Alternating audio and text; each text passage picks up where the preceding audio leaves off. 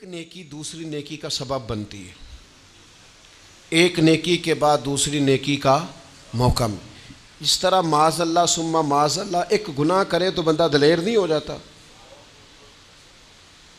کہ چلو یار ایک کر لے. ہمارے بزرگوں نے لکھا ہے کہ آپ کی نماز قضا ہو جائے تو کسی کو بتائیں نہیں میری قضا ہو گئی ہے. پھر تو وہ کہے گا چلو میں بھی قضا کر لیتا ہوں. آپ کوئی گناہ کریں تو گناہ کا اعلان، کوئی غلطی ہو جائے تو چھپائیں، بتائیں نہیں، ورنہ دوسرے بھی دلیر ہو جائیں. میں ایک تجزیہ نگار کو پڑھ رہا تھا، وہ کہہ رہا تھا کہ میڈیا پہ جو ہم دکھاتے ہیں نا چینلوں پہ، تو ہم تو وہ انٹرویو لے کے نا کسی مجرم کا کہ میں نے یہ کیا میں نے وہ کیا، تو آپ تو لوگوں کو گناہ کے طریقے بتا رہے ہیں. آپ لوگوں کو دلیر کر رہے ہیں کہ اس نے کر لیا تو میں کر لوں گا تو کیا ہو گیا. ایک گناہ دوسرے گناہ کا دروازہ کھولتا ہے. اسی طرح ایک نیکی دوسری نیکی کا سبب بن جاتی ہے.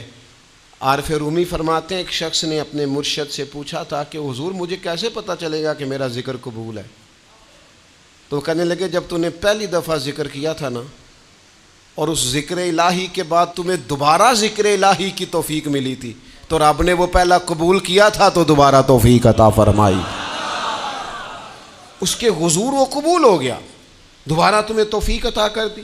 ایک نیکی دوسری نیکی کا سبب. اگر آپ نیک ہونا چاہتے ہیں تو نیکیاں کرنی شروع کر دیں. بعض دوستوں سے کہتے ہیں داڑھی شریف رکھ لیں تو کہتے ہیں ابھی میں نیک نہیں ہوں. تو میں نے کہا داڑھی رکھ کے تو بندہ نیک ہوتا ہے، اب رکھیں گے تو نیک ہو جائیں گے. شروع تو کریں. آپ کو اس کا لحاظ ہوگا کہ یار اب میں نے داڑھی بھی رکھی ہوئی.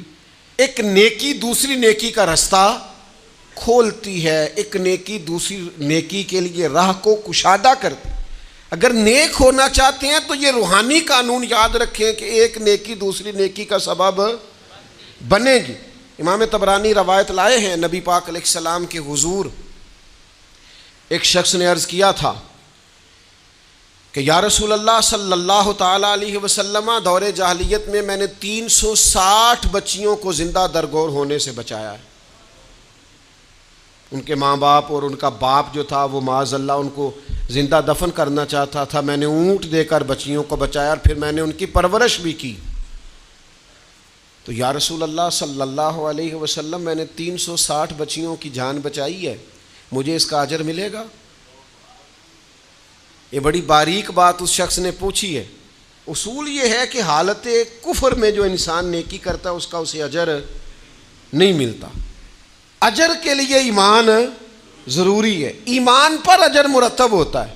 جس کا ایمان نہیں اس کو اجر نصیب شرط ہے کہ بندہ مومن ہو تو اس کے نیک اعمال قبول. اب یہ سوال کیا کر رہے ہیں، ذرا باریک بات ہے سمجھیں. یا رسول اللہ صلی اللہ تعالی علیہ وسلم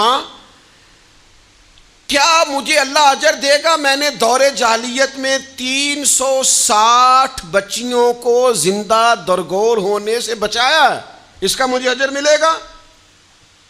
قربان جائیں. حضور فرماتے ہیں انا افصح العرب، میں عربوں میں سب سے زیادہ فصیح و بلیغ ہوں. اس نے کہا حضور اجر ملے گا؟ تو حضور فرمانے لگے تمہیں تو اجر مل گیا ہے. وہ حضور سے پوچھتا ہے یا رسول اللہ میں نے 360 بچیوں کی جان بچائی ہے، زندہ درگور ہونے سے بچایا، اجر ملے گا؟ حضور فرمانے لگے تمہیں تو مل گیا ہے. او بھائی مل گیا نا، حضور کے سامنے بیٹھا ہوا ہے، اس سے زیادہ بھی کوئی اجر ملنا ہے؟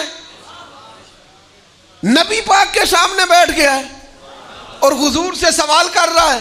تو حضور فرمانے لگے تمہیں تو اجر مل گیا ہے. یا رسول اللہ کیسے؟ فرمایا اللہ نے تمہیں اسلام کی توفیق نہیں دے دی، تمہیں تو اجر مل گیا ہے. صحابہ وہ صحابہ تھے جن کی ہر صبح عید ہوتی تھی، خدا کا قرب حاصل تھا، نبی کی دید ہوتی تھی.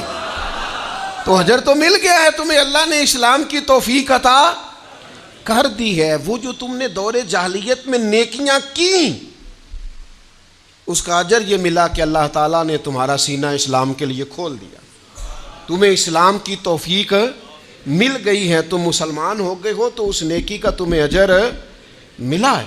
زندگی بھر یاد رکھیں آپ نیکی کریں گے تو نیکیوں کے رستے کھل جائیں گے. آپ تقوی کی راہ پر چلیں گے تو آپ کا سینہ اللہ تعالیٰ کھول دے گا عبادت کے لیے. ایک نیکی دوسری نیکی کا سبب. اس لیے حضور علیہ السلام نے فرمایا تم نے نیکی کو کبھی حقیر نہیں سمجھنا. کچھ نہ ہو سکے تو بھائی سے مسکرا کے ملاقات ہی کرنا. چھوٹی سے چھوٹی نیکی کو بھی چھوڑیں, حریص ہو جائیں نیکیوں کی. نیکیاں کریں گے تو آپ محسوس کریں گے کہ ایک روحانی ضابطہ قائم ہو گیا ہے کہ اس نیکی کی وجہ سے اللہ تعالیٰ مزید نیکی کی توفیق عطا کر رہا ہے.